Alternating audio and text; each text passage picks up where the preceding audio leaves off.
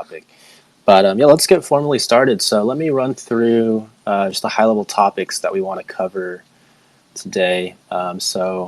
Like I said, Omer is very active in the ecosystem. As an advisor, as a user, as an investor, and he puts out great content on Twitter, and he's very involved in projects too. So what we want to cover is Avalanche Rush, the current state of DeFi on Avalanche. Let's talk about some dexes. I'm personally curious in that because I work on Dex Pangolin. I see Murloc is on, working for Trader Joe. Trader Joe's doing great right now. Let's talk about Omer's career going into DeFi because he just recently transitioned this year, and then also some of the projects he's working on. So let's start with Avalanche Rush, Omer. So tell me what were your feelings about Avalanche Rush, about the program, about the night and day before the rush and after the rush? What are your thoughts here? Yeah, thanks again for having me. So I think the Avalanche Rush program is a great initiative, and the cool thing is that although it has been announced as $180 million set aside for to basically incentivize projects. I think the actual number is much higher now, and that's kind of like giving me like assurance that the program might run actually much longer than maybe people have anticipated at first, because it's 10 million AVAX. So with today's price, that's almost at $660 million, and that could very well run multiple years and support a lot of great projects, upcoming projects that might need some incentive to either to come over to Avalanche or even also for native projects. That would be a great opportunity. So before the announcement, I wasn't expecting, in the sense that I knew that something was in the works because Kevin's and Gün's tweets. But I would say that was quite a nice surprise, and it definitely started a huge rush. So I think the name was perfect in the sense that people really rushed to Avalanche, and they really started testing the contract chain, and they brought lots of liquidity over as well. I had a bit of concern whether the network would have some issues, but as far as I understood, and as far as I have seen, it did handle the load quite well. So yeah, I think, and also from what I read from the new users, I think the experience was great. The bridge is amazing. Seriously, I think the whole use of Intel technology there is great. It's quite new. It's quite novel in that sense. So yeah, I'm happy to see lots of people trying out the dApps on Avalanche, and I'm really looking forward to the continuation of the rush. Yeah, definitely. No, that's great analysis of the situation. And yeah, I want to touch on a couple things. So just the timing of it all, how the Avalanche Rush coincided with two key updates in Avalanche. Right, the first one is the bridge. The new bridge is just so fantastic. They really put a lot of thought and effort into getting that right. And we hear nothing but good things. And we have like the good bridging meme, which is great. I love that. And so that's the first part of the timing of the rush. And the second part is just the dynamic fees, right? Fees got so much cheaper now that they're dynamic on Avalanche, and that coincided right with the rush. And like you said, the AVAX price, I think when they announced it was around $18, and now it's, 60 something? And so you're right, they announced 180 and that was public, but if you do the math, it's way more. So that's great. And thanks everyone for listening in. We're going to actually open it up to questions after we get through all our topics. So if you have any questions, just hold until the end. We'll let you get on as a speaker. And so still on the rush, Omer, all these projects that have been announced in the rush, like which ones are you excited about? The curves, the Aves, what do you like that's coming? Yeah, so those two projects are really top projects, top DeFi blue chip projects as they call them. So Aave has one of the highest TVLs around, so that will definitely give another boost to the Avalanche ecosystem. So that's definitely something that I'm really looking forward to.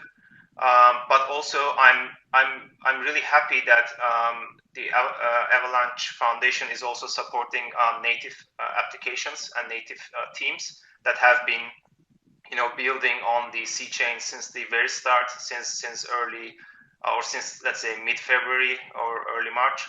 So I think it's great. So it's not really just incentivizing and convincing, or maybe like pushing people over to Avalanche, but it's really also supporting the OGs of this ecosystem, like Pangolin, and I'm sure others like Penguin Finance might also get some Snowball, all these Yieldiac, and all the other OG dApps. They will probably also they will become beneficiaries of this program. So in that sense, that's great. So I'm super happy, for the established DeFi projects coming over. I think that's as I said, it will definitely bring a lot of users as well. But it's also great that they're not really forgetting about the OGs of this space. So it's a very very well thought out process. Yeah, I really like that they put both the native projects and the incoming projects as a priority. Um, and Pangolin's really glad we got into the rush pretty early too. Like you said, we got a $2 million allocation to start at around the $35 AVAX price, and now that's increased our, we actually have more incentives to distribute, and I think they're going to add a lot more native projects too. Um, and so let's talk about kind of those native projects and the new projects. Can you tell us a little bit about the DeFi landscape and how that's changed since you started using Avalanche, since you started working in Avalanche? Tell us a bit about the changing DeFi landscape. Yeah, sure. So I think we had been really waiting on Chainlink price feeds as well as dynamic fees to come along, so that some of the like Banky and lending protocols could really go live. So previously, I mean, there were Pangolin, there were some other dexes, and it was great. Basically, we could start farming, and for those who who haven't been around during the DeFi summer of last year, I believe many experienced their first DeFi farming and swapping and trading this year with Avalanche. And I think to them it was a really good introduction, because I mean, obviously last year on Ethereum it was a bit slow, and the fees were really high. So I believe the experience with Avalanche early on was a positive one. And and then, as you also mentioned, the dynamic fees came. The bridge has been made active, and Chainlink integration was complete. And since then, I think the timing of Avalanche Rush was also perfect in that sense, because we had all these building blocks coming one after another. We had the dexes, and then the landing protocols, and then other dApps, more interesting dApps, games and so on will use like Chainlink feeds will be or start coming online. So I think it was great. Like the whole TVL in DeFi did I think a 10x. So I think like from 200 million to 2 trillion, 2 billion. They did. I mean, it was like in just several days, right? So that's really important. So it definitely signaled me that if you can convince the developers to come over and build cool stuff, and then if you can also incentivize users to come with the developers as well, then good things will definitely happen. So I think now the crucial thing is the longevity of this program, and I think if we can sustain the program as long as possible, I'm pretty sure in the meantime really new novel projects will come along. And actually it's not only DeFi, right? Avalanche is the whole space, but I think DeFi is the first step to that, to let's say to a larger Avalanche ecosystem. So I'm definitely expecting to see innovative dApps going live this year and next year, and that will definitely coincide with the continuation of the Avalanche Rush program. So I'm really bullish in the sense that this can make a snowball effect, and things can just keep growing from here. Yeah, that's a great recap of kind of what happened and how we got to where we are. Like you said, we're what 2-3 billion TVL now, whereas a month ago, just a little more than a month ago, it was tiny. I'm also bullish about the ecosystem. So yeah, I just wanted to comment on. So we were talking about timing of the bridge, the rush. I think one thing that also deserves recognition is the Chainlink integration and Banky, right? Because if a lot of money comes into an ecosystem, they want somewhere to earn safe yield on it, and lending platforms are kind of the safest in terms of no IL and still good returns. Do you have any thoughts on kind of Banky coming, that lending platform, and how it affected the ecosystem? Yeah, sure. I mean, in the first day. So I remember on the first day when I was just checking the APRs on Benki. I mean, they were literally paying you to borrow some, and then you can use a folding strategy where you just borrow some and then put back in as a supplier, and then borrow some more, and so basically suddenly, without getting any hit from impermanent loss in a farm on a DEX, you can basically keep your favorite token, and you can just get more of that, right? So this was definitely super interesting to a lot of DeFi users, and it's very normal that people just moved over and became a part of the part of the rush, and just started basically enjoying those high APRs. So in that sense, it's definitely Benki played a major role, and definitely having being the first landing platform. Not maybe the first one technically, because I think margin swap was the first one, but let's say the biggest landing platform with lots of support from the ecosystem. I think that was great, and people really put lots of trust in them, and I think it paid off so far really well. Yeah, definitely. No, they did a great job, building a safe and popular project and getting that funded. So really happy that they're here and they chose Avalanche. Let's kind of cover that choosing Avalanche. So, with the Avalanche Rush, obviously there's the incentives, right? If you're going to give people money to bring their liquidity over, people are going to come over. But what about the Avalanche network itself? Let's talk about what makes Avalanche attractive, let's say over Phantom or Polygon. Maybe the technology, maybe the team running it, maybe the DeFi culture. What are your thoughts, Omer? Yeah, I think a lot of things are.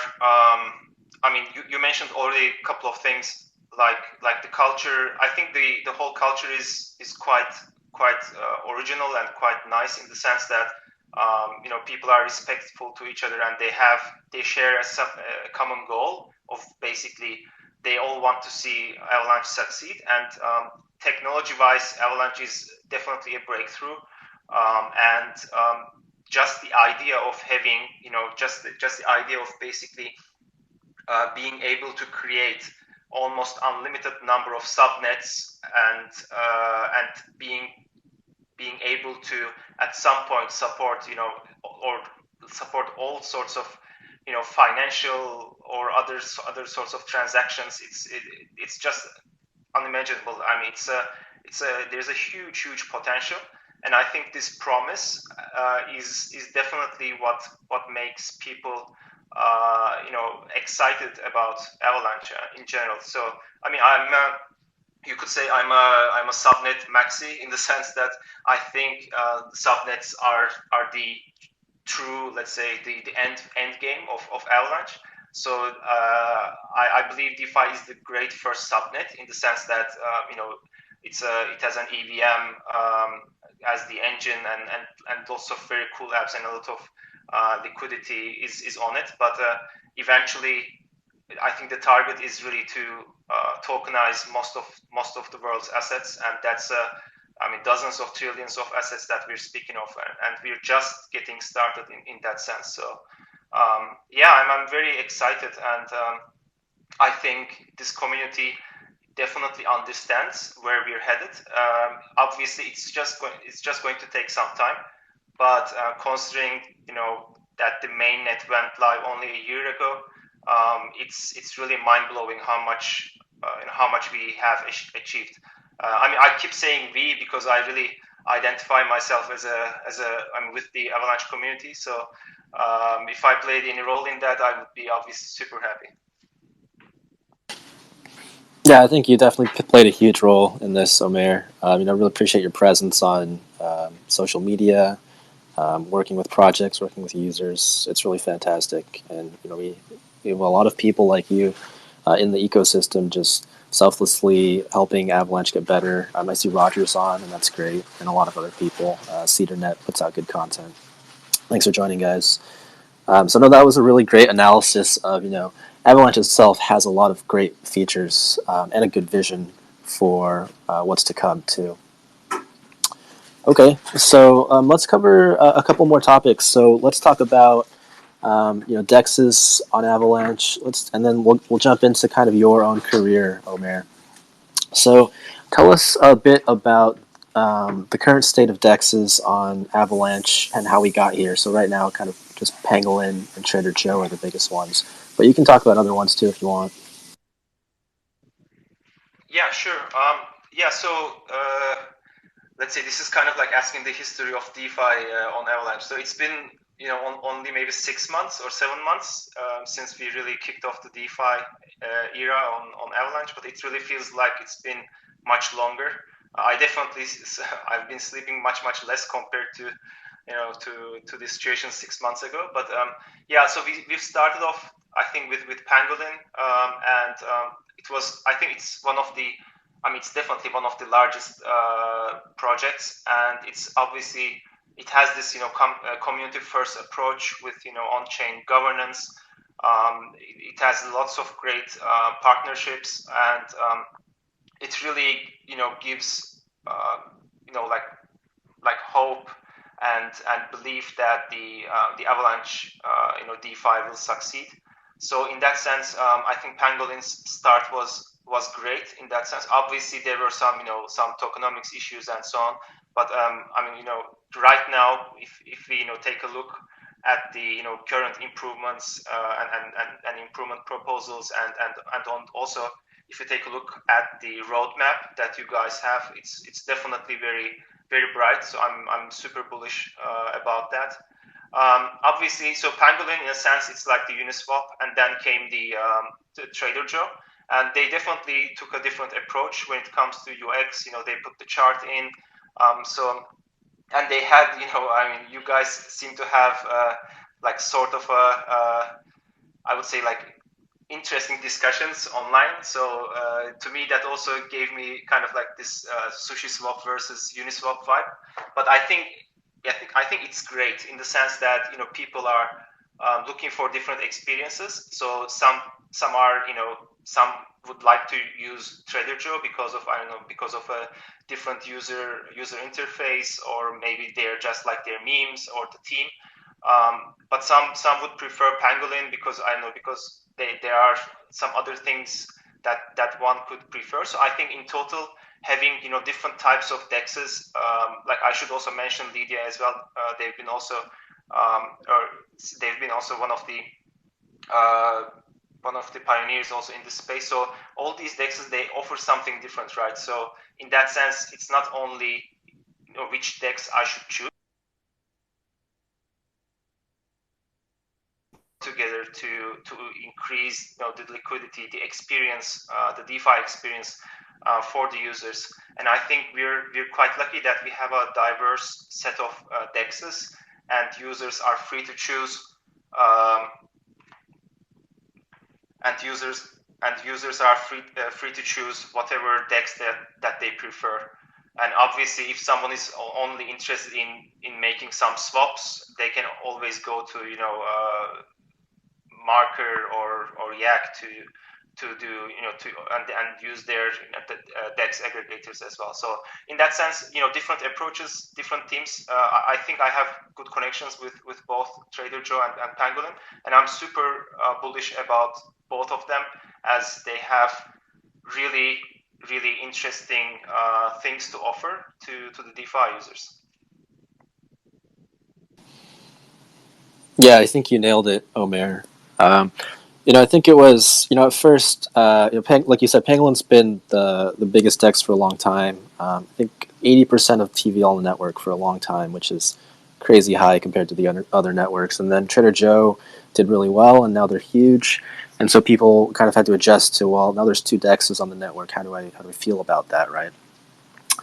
But no, I think you're right that both DEXs and even the other DEXs that are rising on the network and coming, they appeal to a different class of users, partners, and I think I'm really glad that we have that offering now on Avalanche. I think the two main things I like about Trader Joe that they've attracted are, first, the VC class investors in their project, which is something that Pangolin was kind of unable to do and didn't really want to go there, because we are a community-run DEX. We don't have those private sale tokens that we wanted to sell.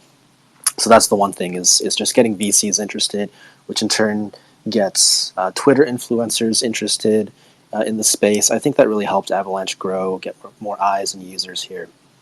And then the second part is just kind of the fun, the memes, kind of the pure DeFi aspect that they go after, which is something that isn't really what Pangolin is trying to go after. We're more going after kind of like the institutional, professional class type of partners. So I think you're right. No, the more options we have here with different focuses, the more mature the space is going to be.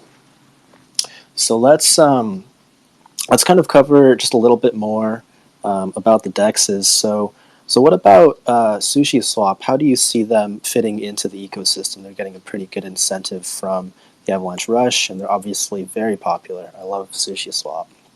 What are your thoughts on that, Omer?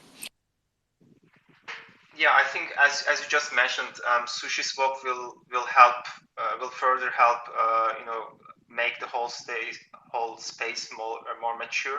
And they have an established community. It's one of the top DEXs in the world. So definitely their presence, their, let's say, active presence. So technically they've been already on Avalanche, but their active presence with Avalanche Rush incentives would definitely add something more in terms of. So I think the whole DEX pie will grow, and I think not only Sushi Swap, but Pangolin, Trader Joe, and other DEXs will also benefit from that, because you don't typically stick stick to a single DEX, right? I mean, sometimes there is not enough liquidity for a specific pair, so you switch to another DEX. So people will definitely be jumping, or hopping from one DEX to another. So I think in that sense, I'm really looking forward to their, let's say, a second official launch. And that would definitely make the competition also, a bit more fierce. And I think that's great for the end users. Yeah, I think you nailed it there. And I mean, I was talking to a user yesterday about Sushi Swap, and my impression is that when they join the new networks, they kind of just want to dip their toes in, right? They don't want to dump too many resources in, because their main focus is Ethereum, where there's a lot more capital. So that's kind of my anticipation, is they're gonna obviously do a great job with their launch, but I don't think they're immediately gonna put a lot of focus because they are spread across a couple networks, primarily Ethereum. That's just the sense that I get from the situation. Cool. So no, that was a good topic about dexes. Really excited to see the space grow and more options come. So let's transition a bit into your own career, Omer. You've got an interesting career because you worked a long time in traditional jobs in academia, but you're also very involved in DeFi, and then eventually made the leap. Can you tell us a little bit about that journey? Yeah, sure.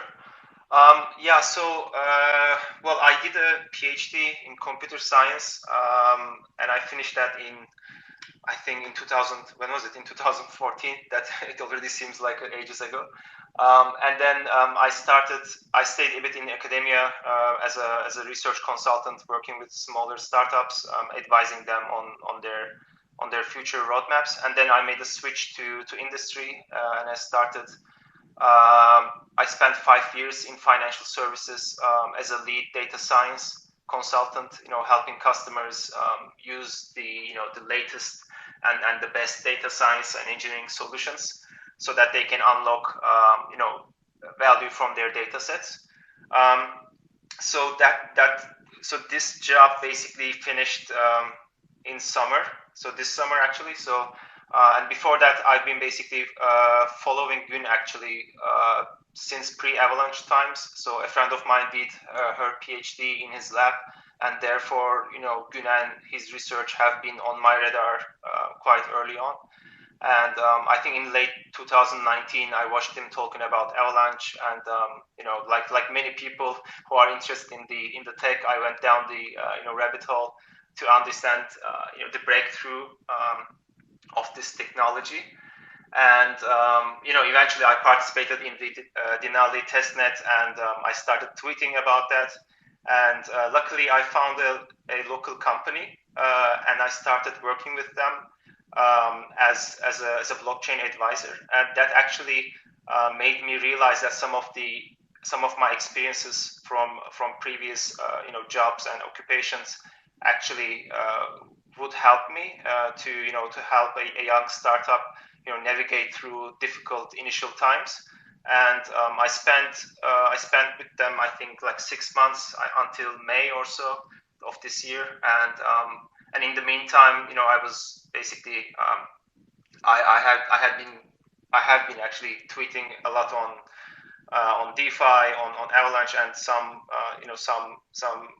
projects approached me whether I would be interested in working with them. And then I realized after a month or so that this could be actually a full-time job, in the sense that I love actually talking to new people, startups, and just helping them out with their on their journey. So I thought this would be I could use this as a stepping stone and become a full-time crypto professional. And then luckily I've met my colleagues at Mohabit Capital. I think that was in March, and we started this Mohabit Capital, and where we really not only invest in young startups, but we also provide them social marketing and community building support and advisory. So that made me actually more connected to the Avalanche and wider blockchain community.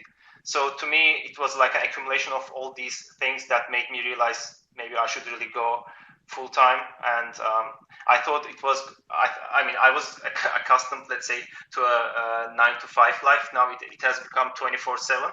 So I think physically it's been a bit more challenging, but I think on the fun side, it's definitely much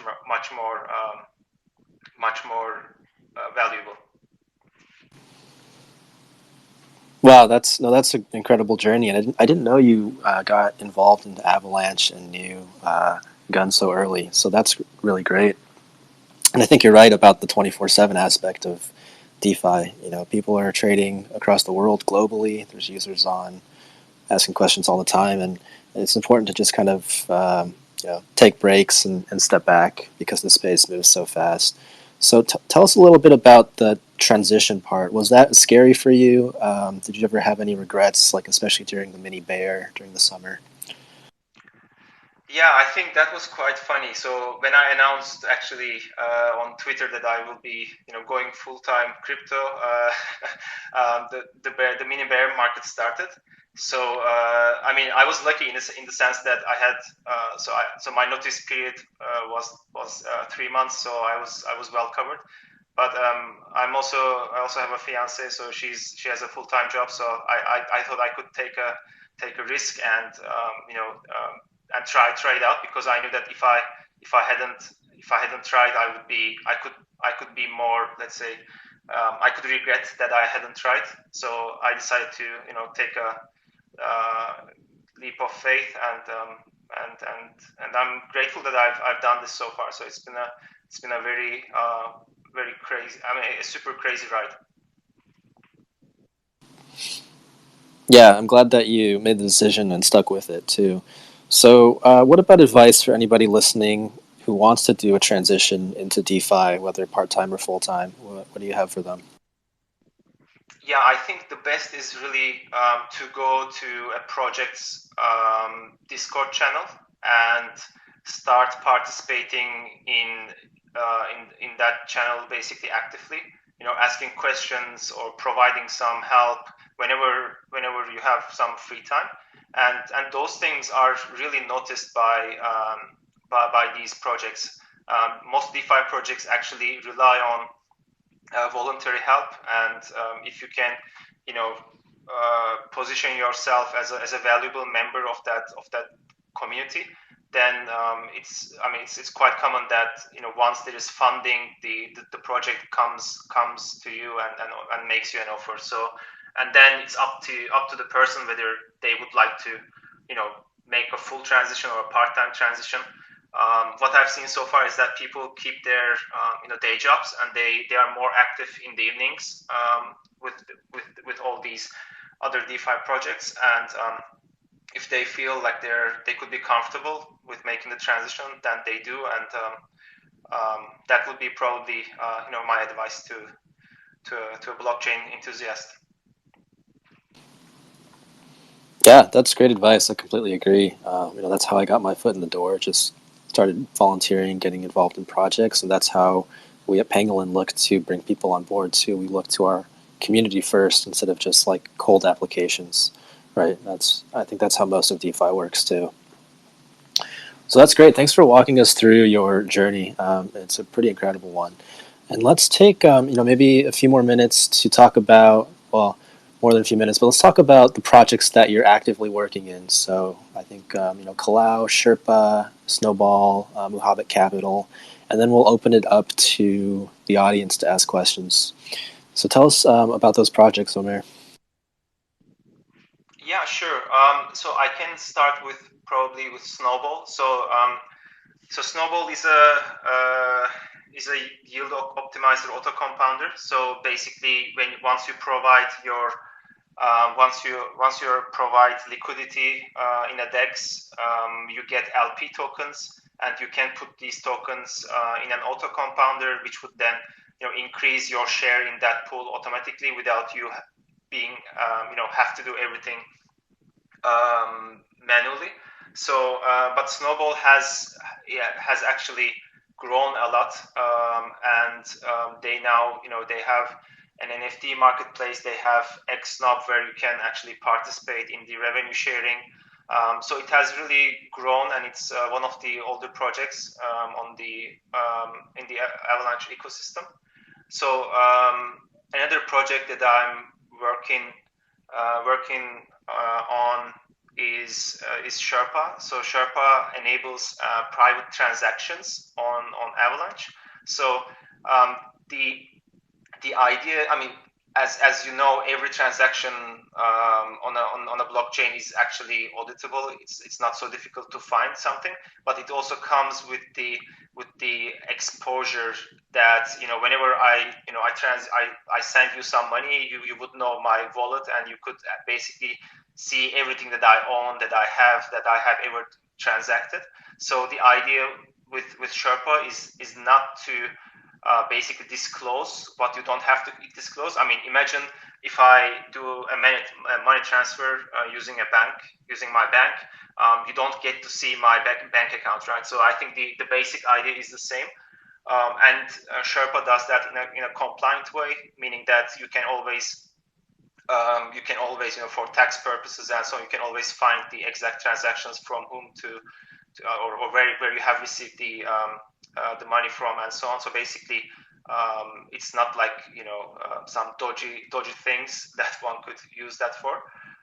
So I'm really actually I was really looking forward to that, and Sherpa had a launch just a few days ago.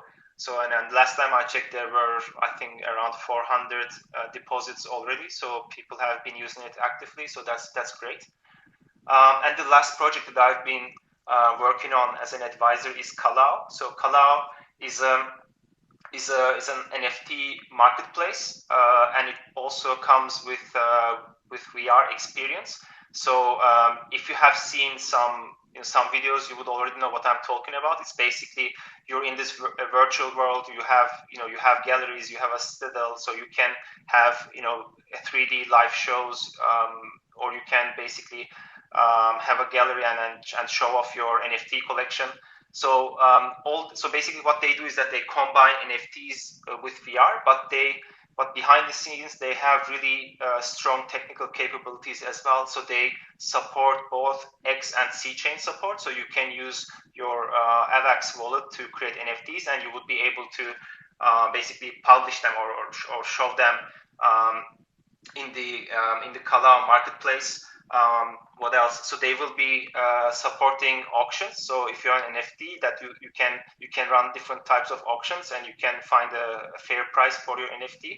So I think what they're trying to do is that they want to become the hub or the go-to marketplace and VR experience on Avalanche. And I think they are really well situated in that sense.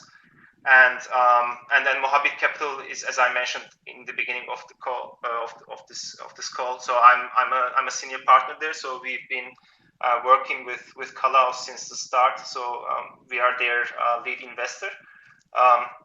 And just a few words on Mohabit. So Mohabit Capital. So Mohabit Capital has partners from Mohabit, which is the Turkey's largest and the first crypto community. So we're actually at its core, we're just a small group of angel investors, who are committed to the development and expansion of blockchain-driven technologies and applications. And unlike some VCs that only provide capital and then take the backseat, what we do is that we typically work closely with startups and support them in various ways. Sometimes it's just seed or pre-sale investments, but most likely it's there's this community building that is really important, where we provide support, or our team is, actually consists of really like some of the really oldest and really important people from the crypto space. So we are happy to provide advisory as well. We could work on their tokenomics. So and we have been basically we have invested and worked together with a lot of projects so far. So from Benki to EI Games, from Kalau to Coin98. So we're quite proud of our portfolio. And if there are any builders out there and would like to talk to me, and if they need support on their journey, just let me know. That's a great overview of all those projects. Really appreciate that. And it's so cool that you're involved in so many things, Omer. Just one last note about Kalau, and then we'll open it up to the listeners to ask questions. So I think Kalau is, of the three DeFi projects, the one that hasn't released their token yet, or the app. Can you tell us a bit about how investors, users can get involved? I think they're launching on Avalanche soon. Yes, so they're their launch is scheduled for next week. I think it's the 22nd of September. So Avalanche basically gives a few options how you can participate in the IDO. So either if you're running a validator, then you can participate in the validator round, or if you stake some Zava, then you can take part in the allocation round. So there are different options. So I think what would be the best is to check out the Avalanche's tweets or Medium posts, and then decide to decide which let's say which allocation or which model would fit the best, and then once the token will be distributed and the application should be live, I think towards the end of this month or early next month. So we're super excited and definitely waiting on the launch. That's great. I'm super excited about Kalau too. I think NFTs are so hot right now and a very important part of DeFi, and the Avalanche ecosystem has been waiting for this premier platform to use to trade and buy NFTs. So very excited. The VR aspect is cool too. Okay, so those are all the topics I wanted to cover with you today, Omer. Let's give the listeners a chance to ask questions of either of us. If anyone has a question for Omer or for Pangolin, just hit the request speaker button. I'll let you on to ask your question. Go ahead.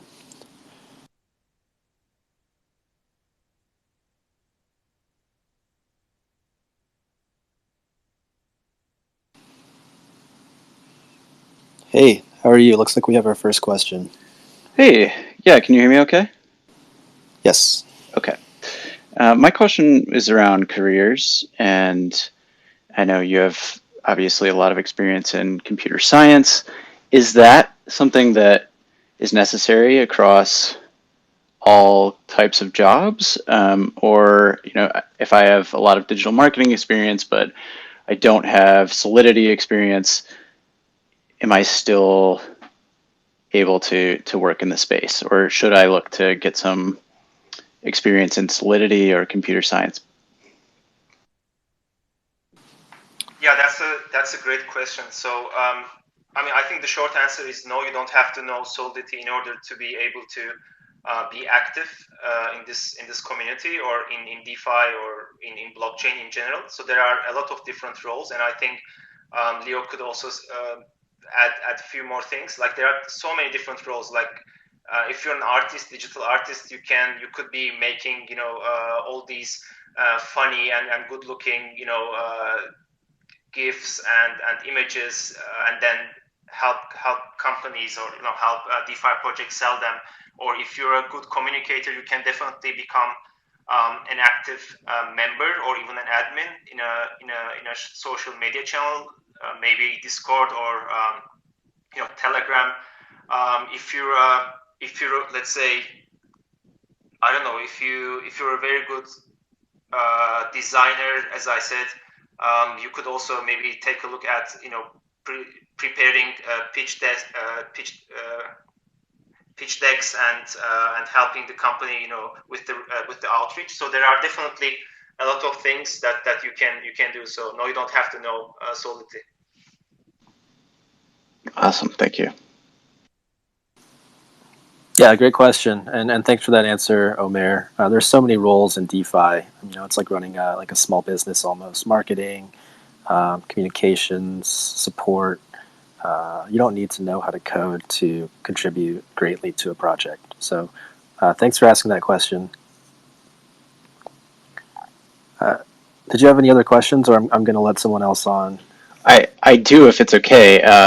I was curious, like a lot of these projects are rewarding people for their staking or loans, etc., with their own governance token. And this might be like a broader question, but I'm wondering about the long-term value of a governance token, like Benki, for example, and their key token.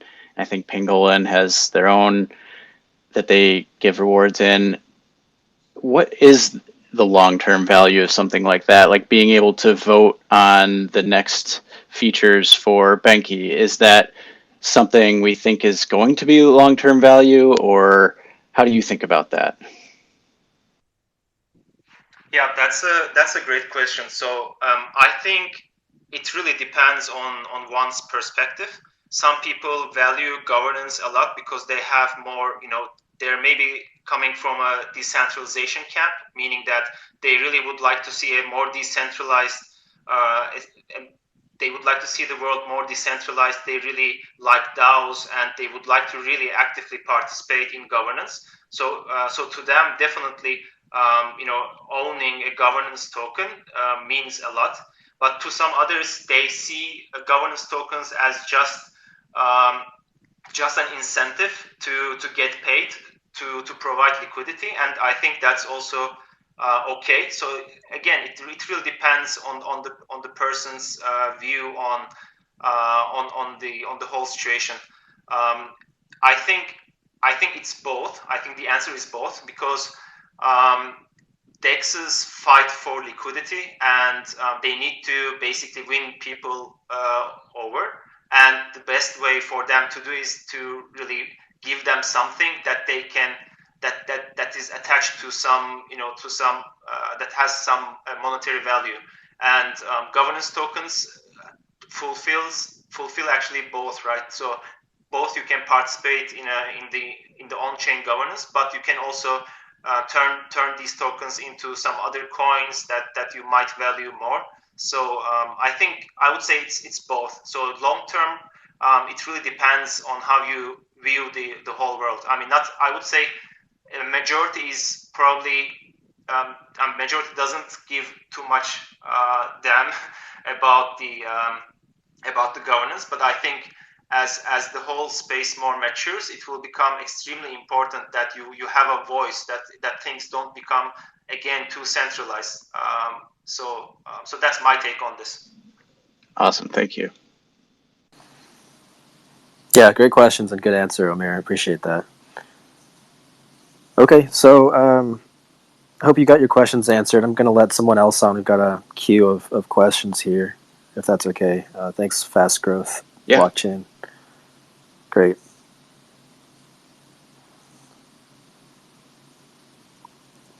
Hey, DeFi Slate, is this Andy or someone else running? Yo, yeah, account? What's up? It's Andy. Hey. Yeah, hey, how are you? Yeah, I have a quick question about the good bridging airdrop and team and all that jazz. So I guess the first question is, are you guys in contact with the team? I saw the launch of the GB AVAX pool on Pangolin. Yeah, I'm curious kind of what that process was like, and if y'all have been in good contact with the team, and kind of what their outlook on their token is, and kind of their idea. That's a really good question. Omer, do you want to go first, and I'll give my perspective on that? Yeah, I can maybe speak to the whole GB meme, maybe. I mean, so I don't know exactly who did that, so who released that, but it's definitely a great, I would say, crypto social experience, in the sense that like thousands of people got that coin, and it has a reflection feature. So whenever you do a transaction, actually some amount will be given to other token holders. So in that sense, I think it's a great meme token, and I see actually lots of other projects building on top of that, and creating new incentives and new dApps that need people to hold GB tokens just to be able to participate. And that's to me, that this whole social experiment is just growing, and it's quite exciting actually to be watching this. And I'll let maybe Leo speak about the Pangolin side. Yeah, definitely. Like Omer said, this GB good bridging meme, I think it's very good exposure for Avalanche to use their excellent bridge. I think a lot of people just enjoy tweeting about it, both on the Ava Labs team, on the influencer side. users love it. As for the token and the team itself, I haven't personally spoken to the creators of the token. I've spoken to some of like the mods in their Telegram, but the reason why Pangolin added the farm and likes to support these kinds of things is, we are a community-driven DEX. We look to lift up these projects with momentum, with large communities, and just give them the support they need. Maybe like if you look at it just from a pure numbers perspective, the TVL and the volume isn't as good as other tokens, but from a community and momentum perspective, this GB token has attracted a lot of eyes onto Avalanche and into DeFi. Maybe people who've never used a DEX but are in Avalanche now finally have a reason to go swap a token in a DEX. So I think it's just really great. And the execution was pretty good too. They airdropped to, I think, 15 or 16,000 people, which is not easy to do technically or financially. I think the cost in gas would be like, just ballparking, like $5,000 or something in gas to airdrop to that many people. So, it's definitely great timing and marketing on their part. I'm really glad that that happened. Does that kind of answer your question, Andy, or do you have a follow-up question? Yeah, that sounds good. I was just genuinely curious as to what kind of went down there, and how your interaction has been with them thus far, for all people who are potentially looking to provide liquidity, or who have questions about all sorts of things, from taxable events to should I sell to should I hold to is this a meme, is this going to have any value? So thank you, Omer and Pangolin. Who's behind the Pangolin host right now? Is that you? Hey, this is Leo. I think we had a chat a week or two ago. Of course. Yeah. I thought I recognized you. All right, cool. Yeah. I guess my last follow-up question for that is, kind of setting a precedent there, as far as using bridges, across the ecosystem, giving people a retroactive incentive, seemed like a pretty solid idea. And so, I guess my follow-up question on that is a bit more broad, but with the Avalanche rush starting and the incentives starting, those are going to be like proactively stated prior to launch on certain protocols, and less so like retroactively given. Is that kind of like the right frame of mind? So there'll be announcements and news about kind of where there's going to be incentives here and here for this protocol, more proactively, rather than, Aave came over, use Aave for a bit. Oh, and then after a month, there's this, and this. I just want to make sure that my frame of thinking, and for everybody who's listening as well, who wants to participate, has that clear understanding. Yeah, so I think you're asking, our incentives are usually set up front and come later instead of retroactively given like this, is the question. Am I right? Yeah, exactly. Yeah, I think you're right that, from a marketing and cost perspective, you definitely want to kind of announce something, get people really excited, and then have it happen, maybe a couple weeks or more than a month later. What do you think about that, Omer? Yeah, I think that definitely makes sense from a marketing perspective, as you said. I mean, definitely there could be surprises, like if you're using a native app, suddenly that native app might, just announce that they got, they received, or they're participants of the Avalanche rush, and they will, they could maybe even, I don't know, I'm just making up stuff. They could even do some, I don't know, airdrops or just, as a thank you to their community, they can do, I don't know, like airdrops, or they can kick off some interesting activities. But I think as Leo mentioned, so it's usually they do the announcement first, and then the rewards come later. And I think from a marketing perspective, that makes sense, because you would like to excite people and come over, and then reward them. So. Sweet. Yeah, that makes sense to me. Thanks for the time, guys. And yeah, we have some videos. Here's a shameless plug. I just retweeted a Pangolin. It's a pretty good introduction video and a demo of kind of how the platform works and farming with Leo. So that's fresh on our page. We have some bridge tutorials and some other tutorials for AVAX farming. So if you guys want to check that out, there's our shameless plug. Thank you so much for having us on, and I appreciate it. Hey, thanks, Andy, and really appreciate your content and that type of content. Really helpful for new users and even existing users. So thanks for coming on. Okay, so we've got 2 more requested questions. Let's try to get through these before we run out of time here. So I'm gonna add the Dark Knight, and we'll get to you after that, CWO. Hey, Dark Knight, how are you today?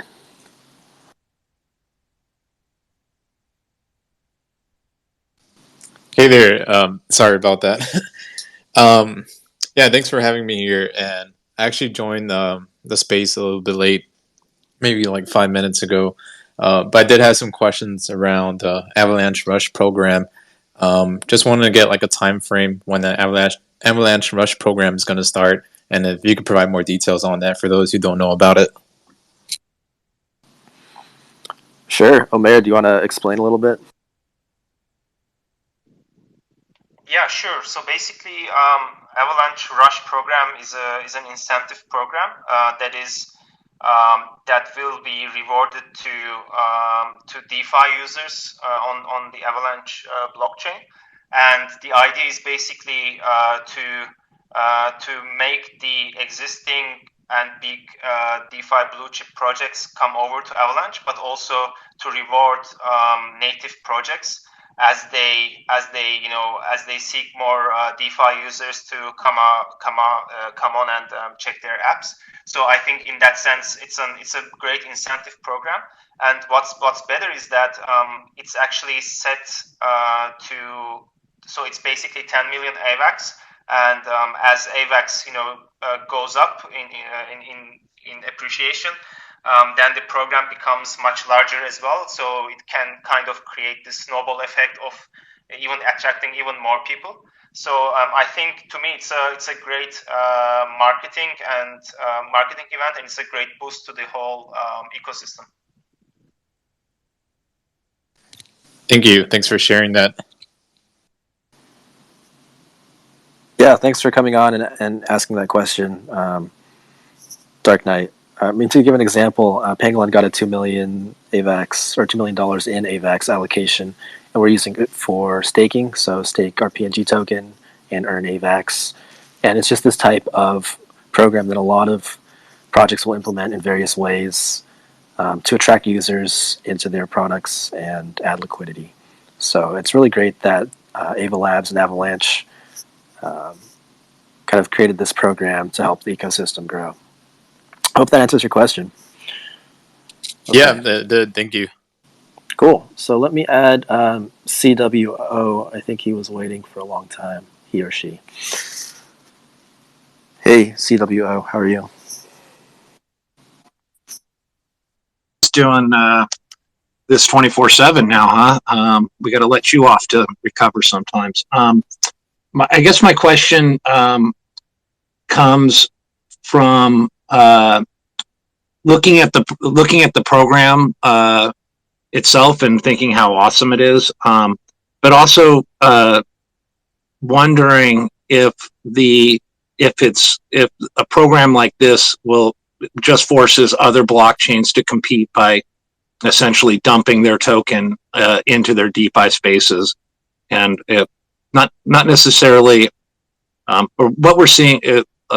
Maybe asking Omer what you're seeing from other blockchains as a reaction from this, or what you might be hearing from other blockchains or other people outside of the community. And we know we're drawing people in here, but are we forcing other people to up their game in other blockchains, or do you think this will have a positive effect across the whole ecosystem, or will it be detrimental to other blockchains as people start to rush over here? Yeah, thanks for the question. I think it's a great one. So, I mean, what I know is that Phantom has already also announced a similar program, but in a much less, let's say, dollar value. So it definitely intrigued other projects to do a similar thing. But I think being the first and having the kind of like a longevity in this program is the key. So as long as you keep new users coming, and not only actually convincing existing users, but also letting or basically welcoming non-crypto users for the first time in an ecosystem like this, basically helping grow the pie, would be also great. And that's what I think Avalanche is really accomplishing here, and that definitely forces others to also think hard how to do a similar move. But obviously the amount is definitely mind blowing, and as I said, as we keep hitting all time highs, it will just keep growing. So yeah, I think I'm quite positive. Right. And then I just had a kind of off topic because of, I became an at-home validator. This is just a personal question. Is there any concern when you think about this decentralized future where 75% of the validators are running in centralized clouds? I look at DigitalOcean, and you look at the AWS, and if you follow on Twitter, some of the people that are just kind of posting these stats, I'm like, well, geez, I've got a validator at home now where it's about as expensive as my house, but I don't really want to move it to AWS because that kind of defeats what I got into the game for. And when I look at Avascan putting out my IP address, I've been kind of lately. I've been a little concerned about how have you had any questions from people in the community going, geez, I've got a validator here and now it's pretty pricey, and what do I have to do to secure myself without actually stepping into the cloud, which is a place I don't want to go for this decentralized future? Yeah, that's a great one. So I think it's an inherent problem of all, let's say, young proof of stake systems, that it's quite needed that the stake is centralized in the very beginning, just to make sure that the network functions as expected. And then I think with using governance and other incentives, it should be the whole stake should be more decentralized. We have a long tail of stake, as you just mentioned, and we should make sure that the distribution gets more even as the network matures. And we shouldn't be also using just the existing cloud solutions, because then basically what becomes is that you have AWS, GCPs of the world becoming big validators, but also Binance and other centralized exchanges also becoming huge stakeholders. So I think we should also consider like decentralized infrastructure a lot. For example, I think Akash network is a great example on the Cosmos side, and I think they're also coming over to Avalanche. So we should really think about how can we make the hardware decentralized, but also the stake decentralized. And shout out to a Notex editor who has been putting a lot of effort in educating others how stake decentralization is super important. And definitely Avalanche is much better than the others in terms of that, but I would agree that there is still a long way to go when we would like to, if we really would like to reach a truly decentralized stake and blockchain, and we'll get there for sure. It's just the whole network is 1 year old, so let's give it a bit of time before we move on to next stages. Cool. Thank you for answering the questions, and keep up the good work, guys. Hey, thanks, CWO. Those were great questions. So we're coming up on time. Omer, do you have time for just one more question, and then we'll wrap up here? Just want to make sure everyone gets their questions answered. Yeah, sure. Okay, awesome. So I'm going to add Scooter, and then we need to wrap up just to be cognizant of everyone's time. Really appreciate everyone coming on to ask questions and listen. Hey, Scooter, how are you?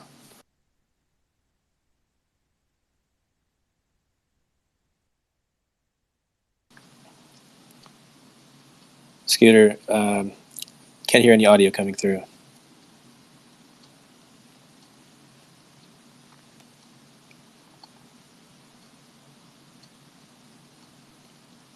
Okay. Well, if you have a question, maybe swing by the Pangolin Telegram or shoot us a DM. We'll get that answered for you. So I think we need to wrap up just to kind of save everyone's time. Omer, do you have any final thoughts about Avalanche DeFi that you want to share before we wrap up today? Yeah. So as for the, let's say, final thoughts, I think we're still early. The whole market cap of crypto, of the whole crypto space is still like beans compared to what's out there, and Avalanche will definitely play a big role in tokenizing, digitizing world's assets. And DeFi is to me a great first step into this world, into the, let's say, let's say programmable financial world. But I'm really bullish about the subnets, and because they will really unleash the true potential of Avalanche. So in that sense, the Blueberry update that is coming in the next quarter, and the roadmap ahead is definitely super exciting. So well, I'd like to also thank the community for supporting me. I mean, I had just a few hundred followers back in February, and now I have, I think, close to 9,000. So it's been a great ride for me so far, and I'll keep what I'm doing. I'll try to keep you informed, and whenever I find interesting stuff to share, I'll keep doing that. Thanks. Awesome. Thanks for coming on, Omer. I really appreciate that. And, we're going to have more Twitter spaces with people like Omer to just chat and pick their brains, get some good conversation and thoughts flowing. Final updates from Pangolin. We just teased a date. We tweeted next Friday, which is the 24th of September. Expect some fun and exciting news to come next Friday. On our roadmap, we've got a couple sex listings. We're doing a UX redesign. Really good stuff coming out of Pangolin and out of Avalanche, so we're all excited. And thanks for coming on, everyone. We're going to wrap up now. Have a great day. Thank you, Leo, for having me.